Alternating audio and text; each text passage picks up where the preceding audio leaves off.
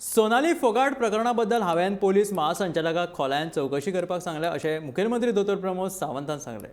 सोनाली फोगाटाची शवचिकित्सा चालू आसा, पूण महासंचालक आनी दोतोरा कडेन उलयल्या उपरांत काळजाच्या आताकान तिका मरण येयलां जावं असो तर्क लायला अशें मुखेलमंत्र्यान सांगलें।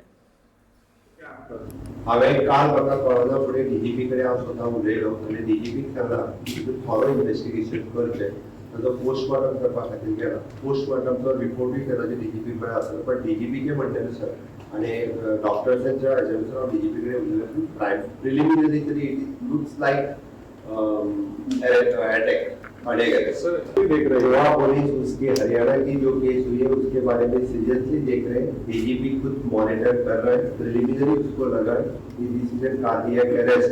फिर भी उसका जो इन्वेस्टिगेशन पोस्टमार्टम का रिपोर्ट उसके पास आ जाएगा। प्रिलिमिनरी डॉक्टर्स और डीजीपी के कहने के अनुसार वो कार्डियक अरेस्ट से लगा।